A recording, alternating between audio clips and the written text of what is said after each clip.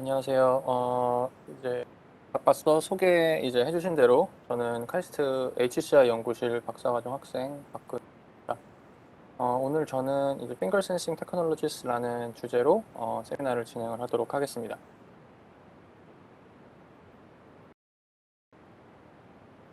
제 소개를 이제 먼저 간단히 드리자면 저는 지금 카이스트 이기혁 교수님 연구실 HCI 연구실에서 박사과정을 밟고 있고요.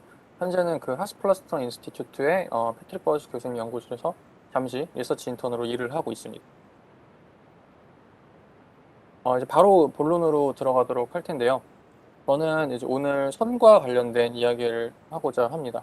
손은 굉장히 어떤 다양한 인터랙션에 있어서 이제 다양한 기능들을 수행을 할 수가 있죠. 사실 어떻게 보면은 이제 휴먼 컴퓨터 인터랙션에서 가장 중요한 신체 부위 중 하나라고 볼 수도 있습니다. 그 이유는 손가락들 덕분인데요. 손가락의 어떤 수많은 관절들과 그 다음에 근육들로 인해서 손은 뭐 다양하게 움직일 수 있고, 다양한 자세를 취할 수 있고, 그 다음에 섬세한 움직임까지도 가능합니다. 사실 너무나 당연하게도 키보드와 마우스부터 시작을 해서 터치 스크린, 그 다음에 현재 뭐 VR, AR 까지 손을 사용한 인터랙션 패러다임은 계속되어 오고 있고요. 아직까지는 뭐 예전에 이제 공상과학 영화에서 나오는 것처럼 뭐 말이나 아니면 사람의 생각만으로 인터랙션 하는 세상은 오지 않았죠. 아직까지도 우리는 이제 손을 사용을 해서 컴퓨터와 인터랙션을 하고 있습니다. 하지만 이제 각 입력 기기들은 나름대로의 어떤 한계점들을 가지고 있는데요. 이번 세미나에서는 주로 터치 스크린과 그다음에 VR 기기에 대한 이야기를 주로 하도록 하겠습니다. 터치 스크린의 경우에는 입력 공간이 그 터치 스크린의 물리적인 크기에 제약이 된다라는 것이 이제 한계점 중에 하나입니다. 이런 문제는 터치 스크린의 사이즈가 작아질수록 더 심각해진다고 볼 수 있는데요. 극단적인 예로 이제 스마트워치 같은 경우에는 어, 일반 이제 그 스마트폰의 앱들에 비해서 화면이 더 작기 때문에 굉장히 제한적인 기능들만을 제공하게 됩니다. 이와 같이 터치 스크린 같은 경우에는 사이즈가 작아질수록 볼 수 있는 정보의 양도 제한이 되고 그 다음에 입력할 수 있는 공간도 제약이 된다는 그런 문제점이 있죠. 결론적으로 터치 스크린의 경우에는 여러 가지 어떤 다른 문제점들도 있겠지만 그 중에 하나는 입력 공간이 그 크기에 제한이 된다는 점입니다. 그래서 저는 다음과 같은 질문을 떠올렸는데요. 그럼 어떻게 터치 스크린의 입력 공간을 확장을 할 수 있을까? 이 이제 질문은 잠깐 이제 기억을 해두시고 뒤로 한 채 VR에 대한 이야기를 잠시 또 해보도록 하겠습니다. VR 인터랙션에서는 또 다른 한계점이 있습니다. 정보가 3차원 공간에 있기 때문에 이러한 정보와 인터랙션 하는 방식이 실제로 사람들이 물리 공간에서 사물과 인터랙션 하는 방식을 주로 모사하게 되죠. 예를 들어서 이 왼쪽에 보이시는 그림처럼 그림에서 이제 낚싯대를 잡는 상황을 한번 상상을 해보도록 하겠습니다. 사용자는 손에 컨트롤러를 쥐고 손을 뻗어서 낚싯대를 잡으려고 할 겁니다. 이 과정은 이제 우리가 실제로 물리 공간에서 물건을 잡는 것과 굉장히 유사하고 자연스럽다고 볼 수 있습니다. 그런데 이제 팔을 뻗는 것까지는 자연스러운데 실제로 물체를 잡는 명령은 어떻게 내릴까요? 일반적으로는 컨트롤러의 버튼을 누르게 됩니다. 하지만 이건 앞서서 보신 팔을 뻗는 인터랙션과는 조금 다르죠. 왜냐하면 팔을 뻗는 인터랙션까지는 굉장히 자연스러웠던 반면 그 버튼을 누르는 거는 부자연스럽다고 볼 수 있습니다. 왜냐하면 저희가 실제로 물리 공간에서 물체를 집을 때 버튼을 누르진 않잖아요. 때문에 실제로 VR 어플리케이션을 사용해 보시면 알겠지만 물체를 잡는 버튼이 무엇인지 헷갈릴 경우도 있고 버튼을 눌러야 된다는 것도 있는 경우들도 가끔 있습니다. 이제 분명 VR 인터랙션에서도 컨트롤러가 필요한 사항들이 많이 있는데 하지만 이제 물체를 짚는 그런 인터랙션에는 어울리지 않는다라고 말씀을 드릴 수 없고요. 여기서 또 다른 이제 질문이 하나 자연스럽게 떠오를 수 있는데 그럼 VR에서 어떻게 자연스럽게 물체를 짚는 인터랙션을 구현을 할 수 있을까? 또 오늘은 이 두 가지 질문에 대한 프로젝트들을 설명을 드리도록 할 거고요. 어, 이제 이 두 가지 질문에 대한 세 개의 논문을 소개를 하고자 합니다. 먼저 이제 맥터치와 BPCI 같은 경우에는 터치 스크린의 입력 공간을 확장하는 연구고요. 에타터치는 이제 VR에서 자연스럽게 물체를 집을 수 있게 하는 인터랙션을 구현을 하는 기술에 대한 연구입니다. 그리고 맥터치 같은 경우에는 자석을 이용해서 스마트워치에서 터치 손가락을 구분하는 방식으로 입력 공간을 확장을 하고, 디피셜 같은 경우에는 터치 스크린의 근접 공간에서 손가락을 트래킹을 하면서 다양한 뭐 손가락의 포즈라든지 아니면은 또 이제 터치하는 손가락을 구분한다든지 하는 방식으로 입력 공간을 확장을 하는 그런 연구입니다. 마지막으로 에타터치 같은 경우에는 이제 VR 컨트롤러에서 물체를 짚는 제스처를 정밀하고 정확하게 센싱을 하는 기술인데요. 이 각각의 논문들에 대해서는 좀 더 자세히 뒤쪽에서 보도록 하겠습니다. 여기서 잠깐 제목에 대해서 이야기를 다시 하고 가겠는데요. 앞서 말씀드린 두 가지 질문이 조금 다르다고 느껴질 수도 있는데, 저는 이제 기술적인 측면으로 봤을 때 비슷한 카테고리로 볼 수 있지 않을까 하고 생각을 했습니다. 제가 나름대로 정의를 하는 핑거 센싱 테크놀로지라고 하는 것은 손가락의 위치, 자세, 그 다음에 이와 비슷한 어떤 다른 손가락에 관련된 여러 가지 정보들을 인식을 해서 더 많은 손의 능력을 컴퓨터 입력에 활용을 할 수 있게 하는 기술들이라고 생각을 하고요. 그래서 이런 카테고리로 이제 앞서 말씀드린 논문들을 이제 묶어서 좀 발표해서 소개를 드리고자 합니다. 먼저 이제 맥터치 논문에 대해서 말씀을 드리도록 하겠습니다. 이거는 이제 카이 2020년도 카이 컨퍼런스에서 발표가 되었던 논문이고요. 이제 맥터치는 어떻게 터치스크린 입력 공간을 확장을 할까요? 맥터치는 각 손가락들을 다른 입력으로 사용을 하는 방식으로 입력 공간을 확장을 합니다. 사실 현재 터치스크린들은 어느 손가락으로 터치를 하든지 간에 같은 입력으로 간주가 됩니다. 하지만 사실 생각을 해보면 사람은 같은 위치 혹은 같은 버튼을 터치를 하더라도 다른 손가락으로 터치를 할 수가 있죠. 예를 들면 뭐 검지로 터치를 한다거나 중지로 터치를 한다거나, 사람은 이게 다르다는 걸 인식을 하는데 터치 스크린은 아직 그런 걸 인식을 하지 못합니다.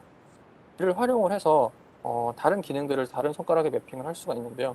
예를 들어서 이제 그림에서 보시는 것처럼 사용자가 검지를 누르면 메시지의 답장을 보낼 수 있고, 중지를 누르면 아카이브, 뭐 약지를 누르면 저장 같은 걸 할 수 있습니다. 이러한 인터랙션들을 finger aware 인터랙션이라고 부릅니다. 그리고 맥터치는 이러한 finger aware 인터랙션을 가능하게 해주는 기술이고요. 그래서 맥터치는 총 검지, 중지, 약지 이렇게 3개의 손가락을 구분을 할 수가 있고요. 맥터치는 이제 구축 IMU가 장착된 상용 스마트워치와 그 다음에 자석이 부착된 자석 반지를 사용을 합니다. 축 IM 센서에는 가속도 센서, 자이로 센서, 자기장 센서가 있습니다. 때문에 스마트워치 이외에 어떤 뭐 다른 추가 센서가 필요하지 않고요. 웨어러블 기기 사용 환경에 알맞게 전체 시스템이 컴팩트하다는 장점이 있습니다. 또한 자석 반지 역시 웨어러블 기기에 사용하기 좀 적절하다고 볼 수 있는데요. 그 이유는 자석은 따로 추가적인 전원이나 배터리가 필요하지 않기 때문입니다. 또한 반지 형태로 착용이 가능하기 때문에 일반적인 액세서리처럼 사용을 할 수가 있습니다. 네, 맥터치가 손가락을 어떻게 구분을 하는지 그 원리에 대해서 설명을 드리도록 하겠습니다. 원리는 사실 간단한데요. 손의 중심 위치와 터치 위치만을 알면은 터치 손가락을 구분을 할 수 있습니다. 사람의 손의 중심에서부터 터치 위치가 왼쪽에 있으면은 검지, 나란히 있으면 중지, 그 다음에 오른쪽에 있으면 약지가 터치를 한 거겠죠. 맥터치는 이런 터치 위치 정보를 터치 스크린을 통해서 얻고, 그 다음에 손의 중심 정보는 자석 반지를 통해서 얻습니다. 그리고 이 정보들을 사용을 해서 터치하는 손가락을 구분을 하게 됩니다.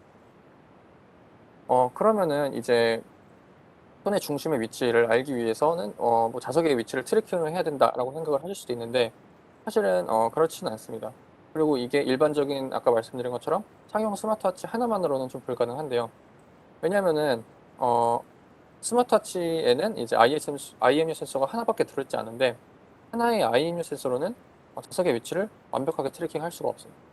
때문에 이제 맥터치는 머신러닝을 이용을 하는데요.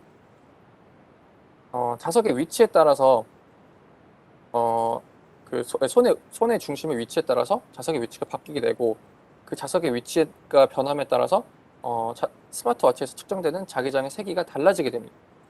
그래서 이 자기장 정보와 그 다음에 이 터치 위치 정보를 같이 머신러닝 모델에 넣고 학습을 시키면은 터치하는 손가락을 알 수가 있겠죠. 그러면은 사실 이제 여기서 끝나면 아주 간단할 텐데 사실 여기서 숨겨진 문제가 한 가지 더 있습니다. 그 자석의 자기장과 관련이 되어 있는데요. 자석의 자기장을 측정함에 따라 여러 가지 에러 요소들이 있습니다. 그거에 대해서 좀 더 말씀을 드리도록 하겠습니다. 그러면은 이제 자석에서 발생되는 자기장을 측정할 때 어떤 에러 요인들이 있을까? 첫 번째는 앰비언트 마그네틱 필드가 있고요. 두 번째는 암 포스처입니다. 앰비언트 마그네틱 필드는 쉽게 생각하면은 그냥 이제 지구 자기장이라고 생각을 하시면 되고요. 그다음 팔의 자세에 대해서도 에러 요인이 있는데 이것도 뒤쪽에서 다시 설명을 드리도록 하겠습니다. 먼저 앰비언트 마그네틱 필드에 대해서 설명을 드리도록 하겠습니다. 이게 왜 문제가 되냐면 원래 스마트 기기들의 자기장 센서가 있는 이유는 앰비언트 마그네틱 필드를 측정을 해서 그 기기의 정확한 자세를 추정하기 위함입니다. 때문에 센서가 측정하는 앰비언트 마그네틱 필드 값을 사실 무시할 수가 없을 정도고요.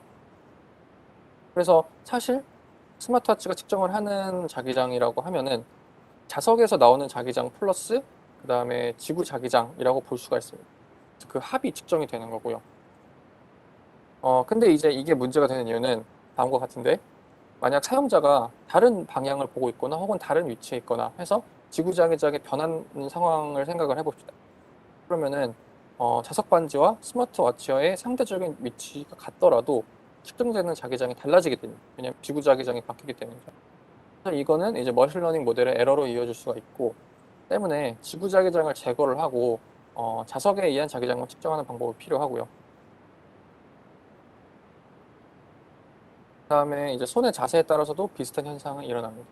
그림에서 보시는 것처럼 이제 손과 스마트워치의 각도에 따라서 자기장 방향이 달라지게 되는데 그러면은 이제 같은 손가락으로 같은 위치를 터치를 하더라도 역시 지구 자기장의 방향이 스마트워치에 대해서 이제 변하기 때문에 다른 자기장 값이 측정이 되게 되고요.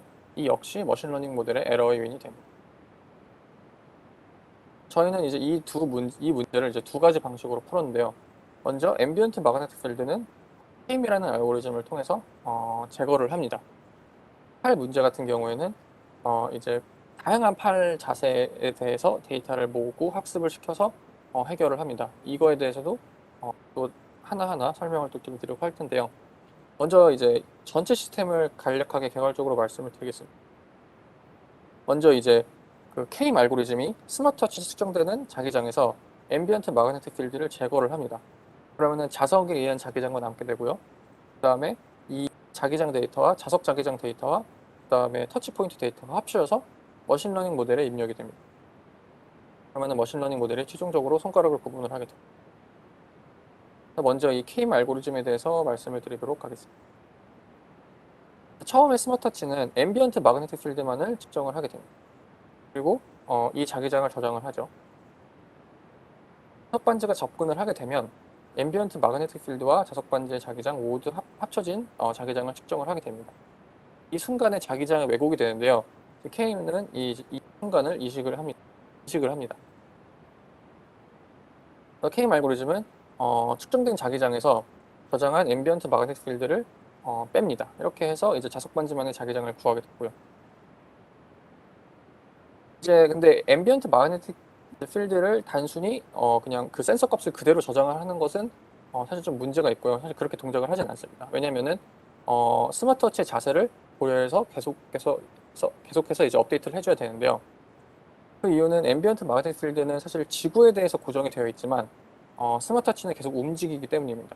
근데 저희가 저장을 해야 되는 것은 어떤 특정 순간에 스마트워치의 좌표계에서 바라본 지구 자기장이 아니라 지구의 좌표계에서 바라본 지구에 대한 앰비언트 마그네틱 필드를 저장을 해야 되기 때문에 스마트워치가 움직일 때 그 스마트워치의 자세를 지속적으로 이제 추정을 하고 그 스마트워치 자세 추정 값을 통해서 저장된 그 지구 자기장을 지구 좌표계로 계속적으로 이제 변환을 해주는 그런 과정이 필요합니다.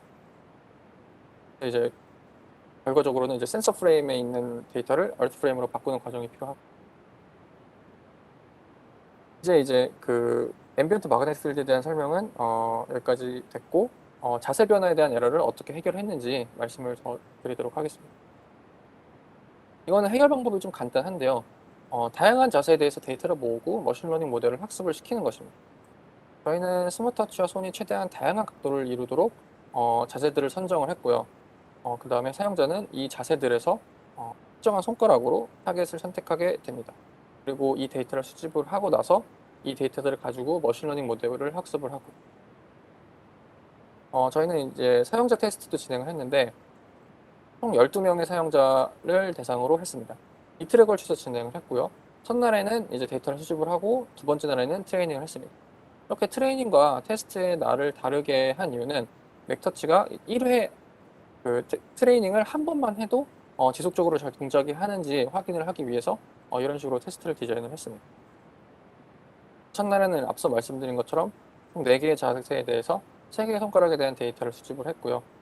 사용자는 스마트워치 등장하는 타겟을 각각 손가락으로 선택을 했습니다.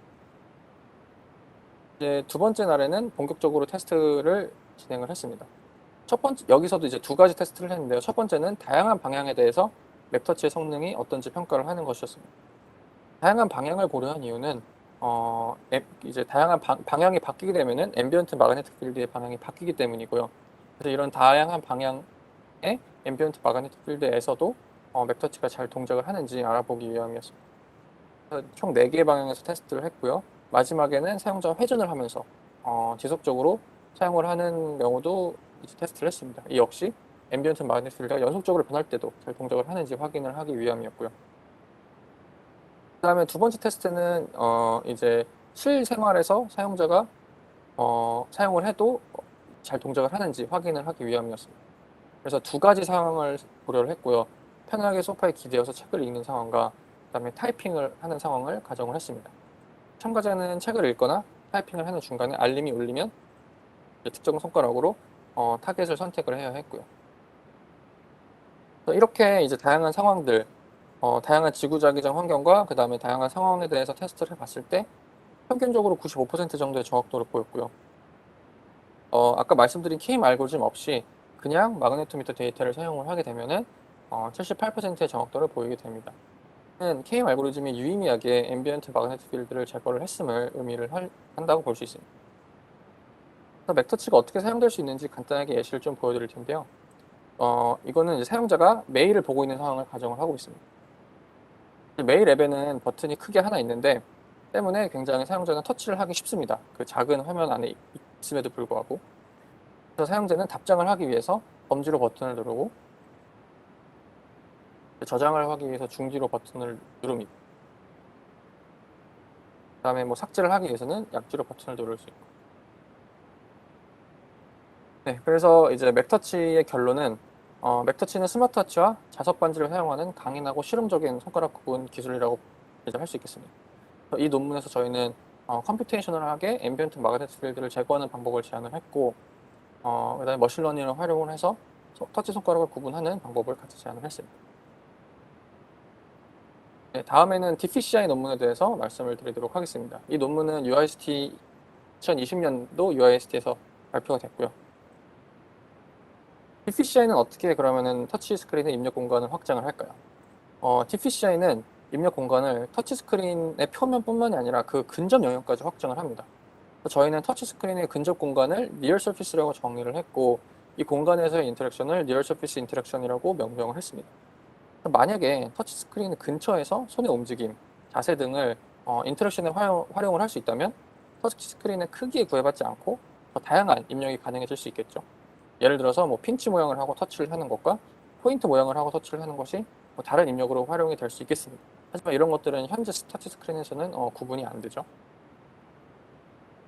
그래서 이제 니럴 서피스로 인터랙션 공간을 확장을 하려면 니럴 서피스에서의 손가락 위치를 트래킹을 할 수 있어야 됩니다. 그리고 이것이 가능하면 아까 말씀드린 것처럼 뭐 미디어 인터랙션이나 혹은 핑거 어웨어 인터랙션 등 다양한 것들이 가능해질 수가 있습니다.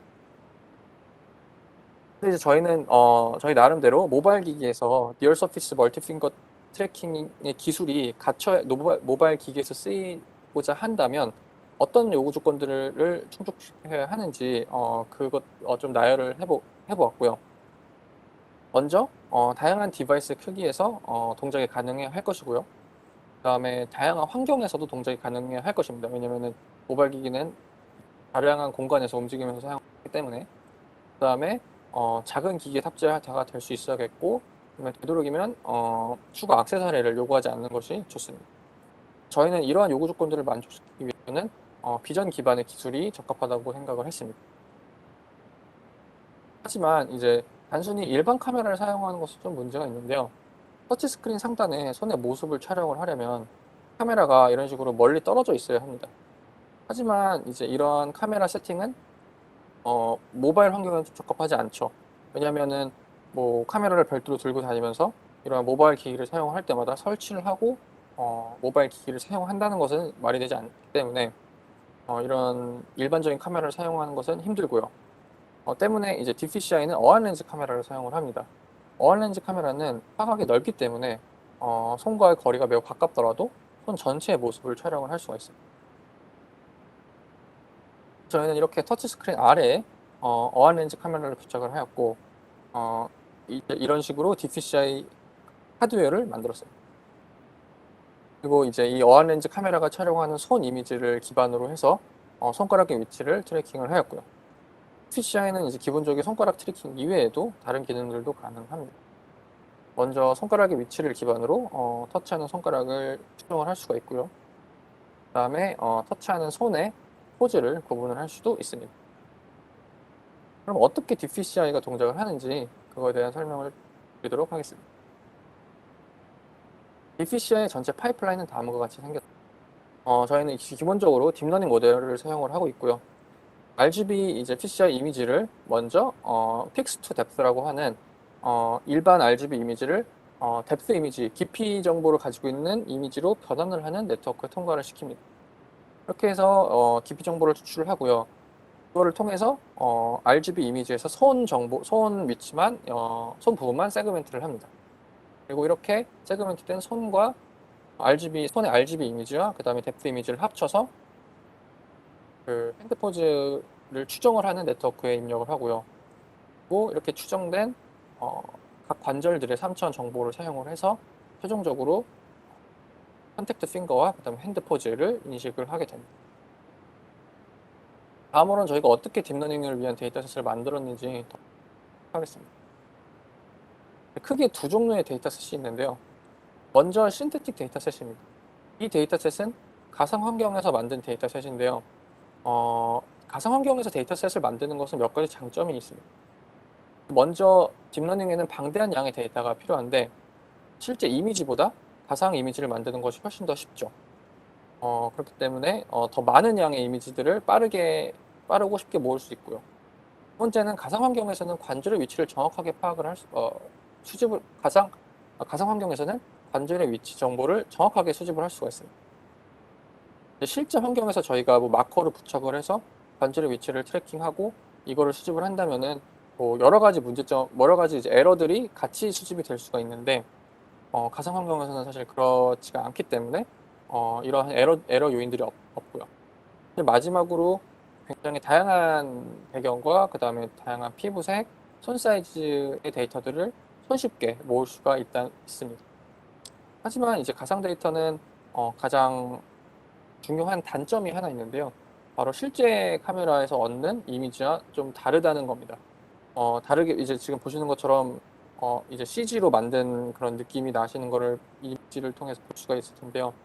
그렇기 때문에 실제 카메라 가상 이미지로만 그 모델을 학습을 시키면 실제 이미지에서는 제대로 동작을 하지 않는 그런 문제가 있습니다.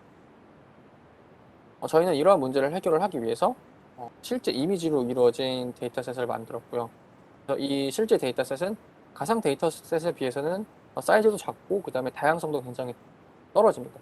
하지만 이 네트워크가 실제 이미지에서 동작을 하도록 도와주는 역할을 하고요. 저희는 먼저 가상 데이터셋으로 네트워크를 1차적으로 학습을 하고 그 다음에 작은 크기의 실제 데이터셋으로 네트워크를 좀 더 세밀하게 튜닝을 하는 작업을 거쳤습니다. 그래서 이 작업을 거쳐서 최종적으로 네트워크를 학습을 시켰고요. 참고로 이제 아직까지는 저희가 알기로는 PCI 카메라로 촬영한 손 이미지 데이터셋은 저희 데이터셋이 유일한 것으로 알고 있습니다. 이제 사용자 테스트를 어떻게 진행했는지 더 말씀을 드리도록 하겠습니다. 사용자 평가는 총 12명에 대해서 진행을 했고요. 다양한 배경을 가지는 총 4개의 공간에서 진행을 했습니다.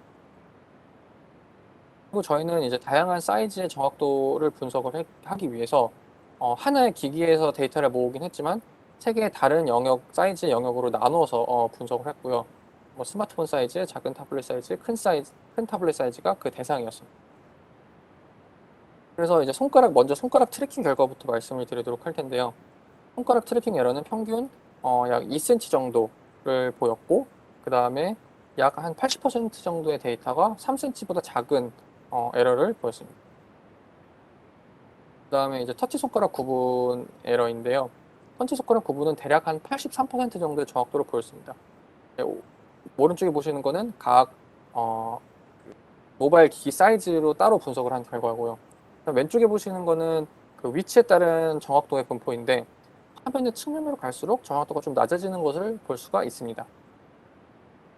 그 이유는 이 지금 보시는 이미지에서 보실 수 있는 것과 같이 손이 그 PGA 카메라의 측면으로 가면 갈수록 왜곡이 심해지고, 그 다음에 손 안에서의 가림 현상이 많이 발생하기 때문에 그런 정확도가 낮아지는 것을 볼 수가 있었어요. 낮아진다고 이제 저희는 추측을 하고 있고요. 마지막으로 이제 포즈 구분 정확도는 약 90%의 정확도를 보였습니다. 그럼 이제 DPCI가 어떻게 쓸 수 있는지 그 예시를 좀 보여드리도록 할 텐데요. 먼저 프리뷰 기능입니다. 저희는 예시로 이제 그림판 어플리케이션을 만들었는데, 저희가 만든 이 어플리케이션은 메뉴 버튼이 하나뿐입니다. 그리고 이 버튼을 어떤 손가락으로 누르냐에 따라서 다른 기능들이 진행이 되게 됩니다. 버튼이 하나밖에 없기 때문에 어떤 그림을 그릴 수 있는 공간은 더 많아지게 되죠. 그만큼 메뉴를 위해서 써야 되는 공간이 좁기 때문에. 그래서 이제 그러면은 버튼을 어떤 손가락으로 눌렀을 때 어떤 기능이 실행이 되는지를 보여줘야 됩니다.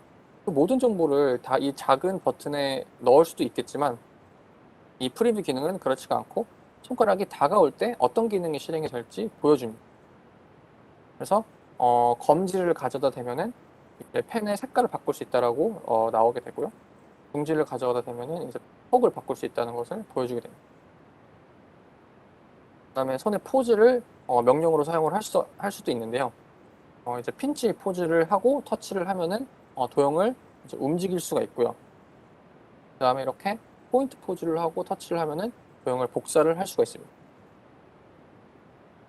이런 식으로 이제 저희는 예시 시나리오들을 여러 가지를 만들어 봤고, 그다음에 이제 제가 생각하는 DPCI의 미래는 지금 스마트 기기들에 들어가는 어떤 카메라들은 매우 소형화가 가능하죠. 그다음에 TGI 렌즈 또한 더 작게 만들 수가 있을 거고요.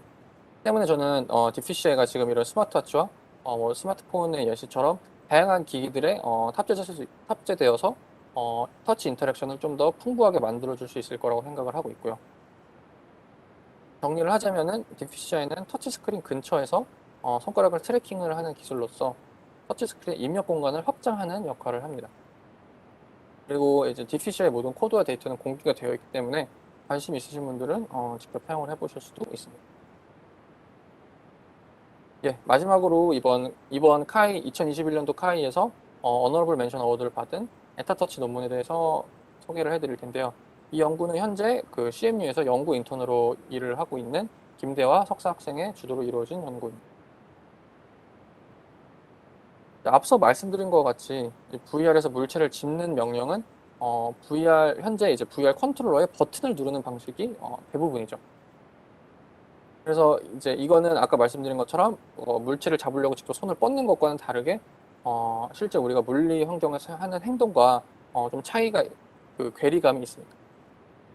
그리고 그렇기 때문에 뭐 사용자 입장에서는 좀 헷갈릴 수도 있고, 그 다음에 부자연스럽다고 느낄 수도 있고, 이상적인 어떤 인터랙션이라고 한다면 직접 물체를 잡는 제스처를 취하는 것이라고 볼 수 있겠습니다.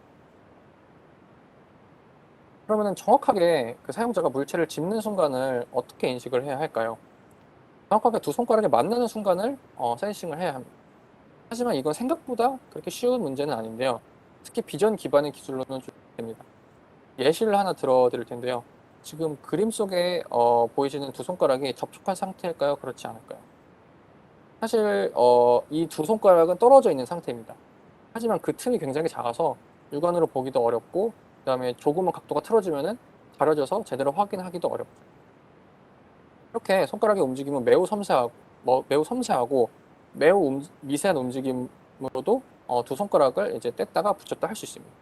그렇게 그래서 사용자 입장에서는 손가락이 떨어졌다라고 생각을 하지만 기계 입장에서는 그런 것들을 제대로 인식을 못할 수가 있겠죠. 그러면은 제대로 된 인터랙션을 구현을 할 수가 없는 거고요. 때문에 이제 핵심적인 질문은 어떻게 손가락의 접촉 여부를 정확하게 인식할 것인가입니다. 그리고 에타터치는 그 라디오 프리퀀시 신호를 이용을 해서 이러한 문제를 해결을 합니다. 왼쪽 그림은 에타터치가 두 손가락에 떨어졌다고 인식을 하는 케이스고요. 오른쪽 이미지는 이제 두 손가락이 접촉했다고 인식을 하는 케이스고요. 그래서 육안으로 보기는 어렵지만 이런 라디오 프리퀀시 신호를 봤을 때는 큰 차이가 나는데 이제 그거에 대해서 좀 더 설명을 드리도록 하겠습니다. 에타터치는 그 V 형태의 작은 안테나를 사용을 합니다. 이 안테나는 전자기장을 발산을 하게 되는데요. 그 근처에 이제 손이 위치를 하게 되면 손과 안테나는 전자기적으로 연결이 된다고 볼 수가 있습니다. 일종의 어떤 하나의 연결된 회로를 구성을 한다라고 볼 수가 있는데요. 손가락에 접촉을 해서 폐곡선을 만들게 되면 그 연결된 회로에 축적 용량의 변하는 효과를 만들게 됩니다. 이렇게 되면은 이제 어떤 리턴 로스라고 하는 값이 변하게 되는데요. 리턴 로스에 대해서 좀 더 설명을 드리도록 하겠습니다. 이제 안테나로 신호가 입력이 되게 되면 임피던스가 다른 매질을 지나면서 입력된 신호의 일부가 반사가 돼서 다시 되돌아오게 됩니다. 그거를 리턴 로스라고 하는데요. 이제 회로의 축적 용량, 즉 임피던스가 변하게 되면은 이렇게 리턴 로스가 변하게 되고, 즉 손가락이 붙었다 뗐다 하면 저 리턴 로스 값이 변하게 되는 거예요. 그래서 에타터치는 이 리턴 로스의 변화를 측정을 해서 접촉 여부를 판단을 하게 됩니다. 저희는 이 원리를 기반으로 하드웨어를 디자인을 했는데요. 디자인의 목적은 두 가지가 있었습니다. 첫 번째로는 먼저 손가락의 터치 여부에 따라서 리턴 로스가 커질 수 있도록 하드웨어를 디자인을 해야 했고, 그 다음에 두 번째로는 컨트롤을 잡다 보면 손가락의 위치가 조금씩 변할 수 있는데 이렇게 위치가 변하더라도 항상 일관된 방향으로 신호가 변하도록 디자인을 해야 했습니다. 예를 들어서 컨트롤러의 아래쪽에 터치를 했을 때는 신호가 줄어들었는데 컨트롤러 위쪽으로 터치를 했을 때는 신호가 늘어났다. 이런 식으로 이제 방향이 다르면 안 되고 항상 일관된 형태로 신호가 변화를 해야겠죠. 저희는 이제 지금 그림에서 보이시는 것 같이 4개의 조건에서 테스트를 해봤고요. 안테나와 손이 나란히 있는 경우에 터치 신호가 크게 변하는 것을 확인을 했습니다. 그래서 이제 저희는 앞서 보신 이 두 가지 조건들 중에 세팅을 사용을 하기로 했고요. 왜냐하면 컨트롤러의 특성상 이러한 형태가 컨트롤러 안에 안테나를 넣기에 용이하다고 판단을 했기 때문입니다. 다음으로는 이제 안테나의 길이를 정하는 실험을 했습니다. 이 실험은 이제 시뮬레이션을 통해서 진행을 했는데요. 이 실험은 손가락의 위치가 변하더라도 어떤 일관된 신호의 변화를 보여주는 안테나의 길이를 정하는 것이 목표였습니다. 그래서 저희는 그 손의 위치를 안테나로부터 0에서부터 6cm로 떨어뜨리면서 신호가 일관되게 변하는지를 확인을 해봤고요. 보면 이제 그래서 저희는 안테나를 총 2cm, 4cm, 6cm, 8cm로 테스트를 해봤고 그 결과 6cm의 안테나로 테스트를 해봤을 때 손가락의 위치가 좀 변하더라도 신호가 일관되게 변하는 것을 볼 수가 있었습니다. 최종적인 하드웨어의 모습은 다음과 같고요. 3D 프린터로 이제 컨트롤러 하드웨어를 디자인을 했고 이제 리턴 로스 측정을 위한 벡터 네트워크 애널라이저를 이제 뒤쪽에 붙여봤습니다. 이제 옆면에서 본 모습이고요.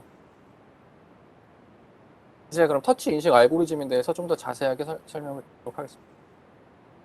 저희는 세기가 가장 많이 변하는 신호 대역을 사용을 했는데 약 1GHz 부근에 이제 신호들의 세기를 사용을 했습니다. 그래서 지금 보시는 것처럼 손가락이 떨어졌을 때는 이제 이런 식으로 리턴 로스가 작다가 터치를 하게 되면은 이런 식으로 신호가 변하는 것을 볼 수가 있었고요.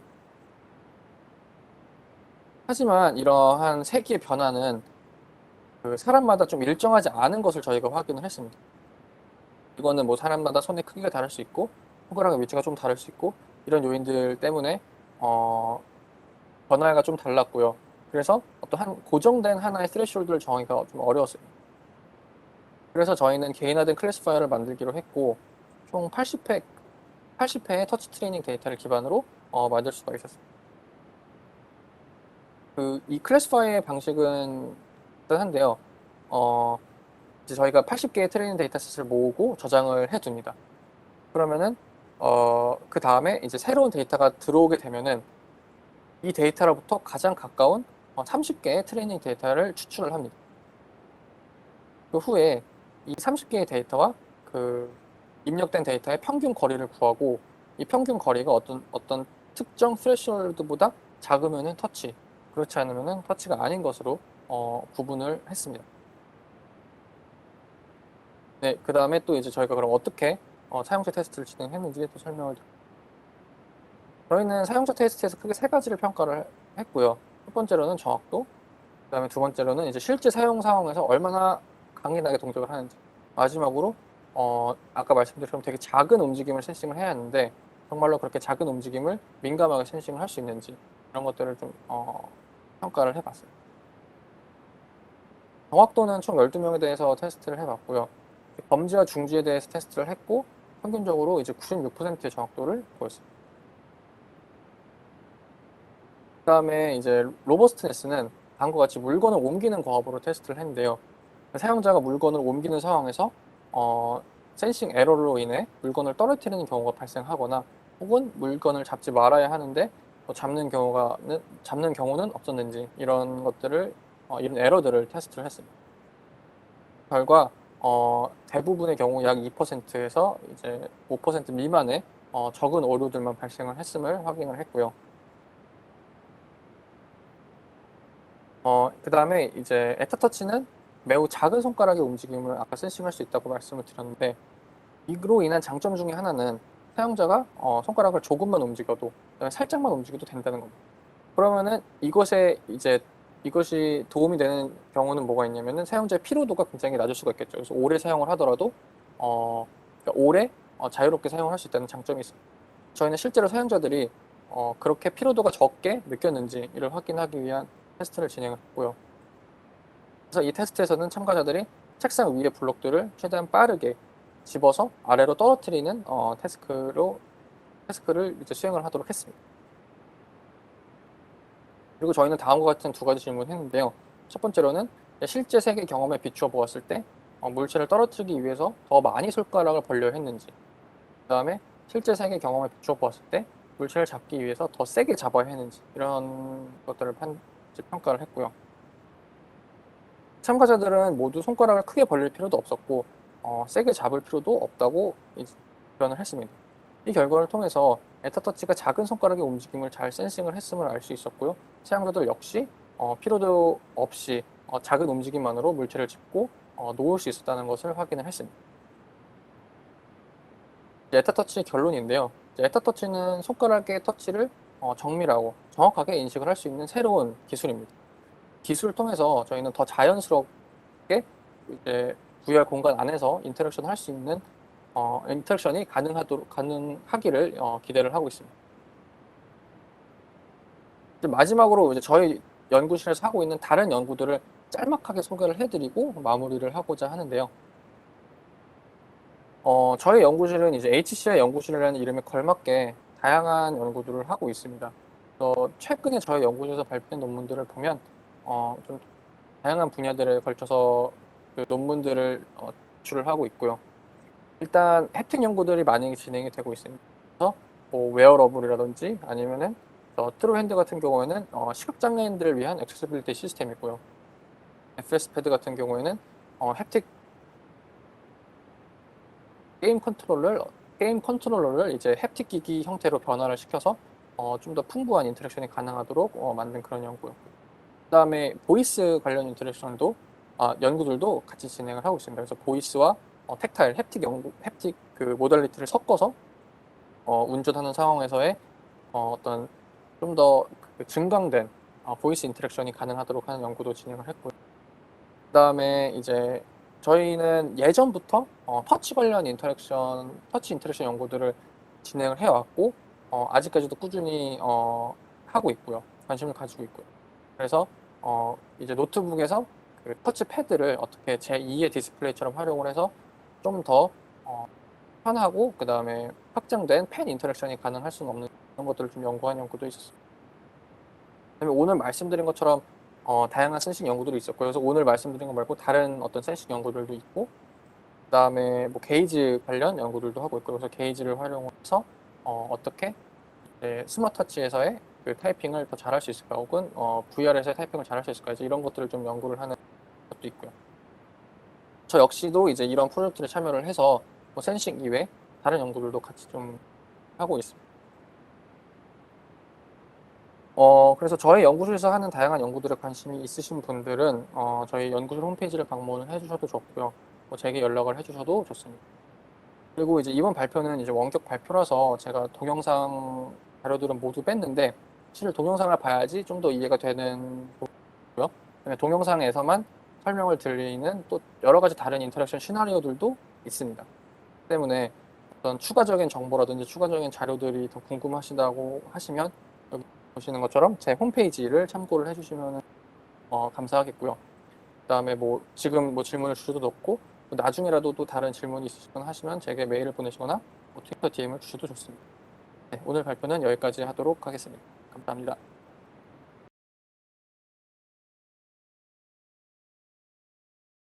네, 좋은 질문을 주신 것 같고요. 저는 일단 만약에 스마트워치 카메라, 아까 스마트폰에 PCL 카메라가 인터랙션을 위해서 들어간다고 하면은 위치가 그런 상단부가 아니라 하단부에 있어야지 좋지 않을까라고 생각을 하고 있고요.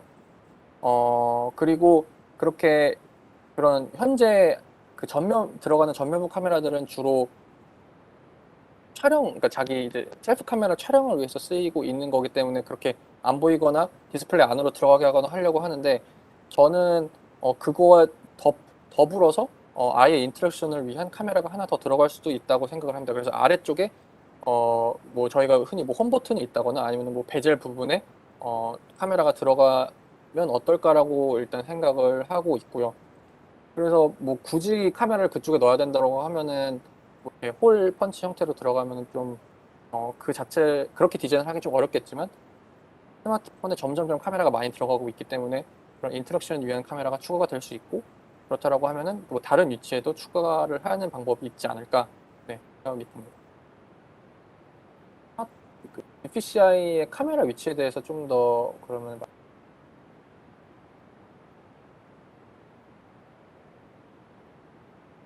그게 저희도 사실 고민을 많이 했던 부분인데 그림에 보시면은 원래 이제 일반적인 셀피 카메라들은 저 탑 부분에 있죠.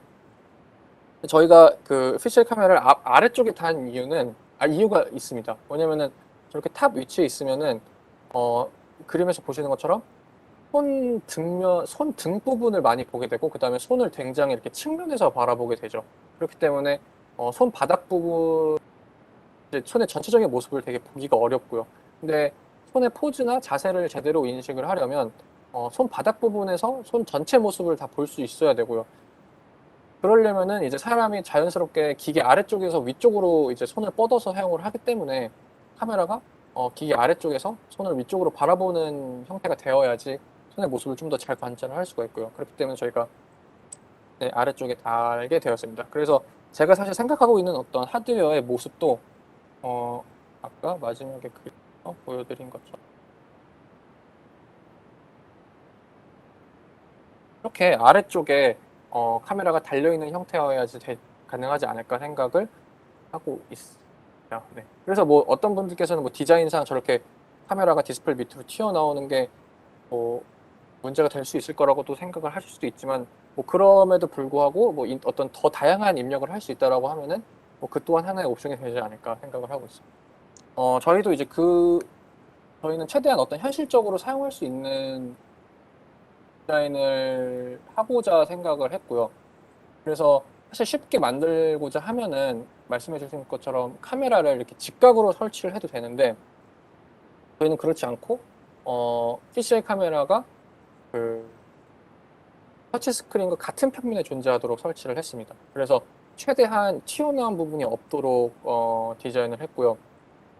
그게 사실 손을 보기에는 좀 더 어렵긴 한데 이제 PCI 카메라는 뭐 그런 것들 좀 극복을 할 수 있다는 장점이 있기 때문에 그래서 또 PCI 카메라를 선택을 한 경우도 있어요. 이거는 제가 이제 깃허브에 올려놓은 것은 제가 트레이닝에 사용했던 모든 코드를 다 그대로 업로드를 했고요. 그래서 뭐 다른 데이터를 사용을 해서 뭐 네트워크를 학습시키실 수도 있고 그 다음에 러닝 웨이트 파일도 같이 업로드를 했기 때문에 적절한 카메라가 있으시다면 테스트를 해보시는 것도 가능합니다. 그 다음에 데이터 세트 같은 경우는 저희가 따로 공유를 하고 있는데 가상 데이터셋 같은 경우에는 이제 바로 다운을 받아서 뭐 다른 목적으로 사용을 할 수도 있고요.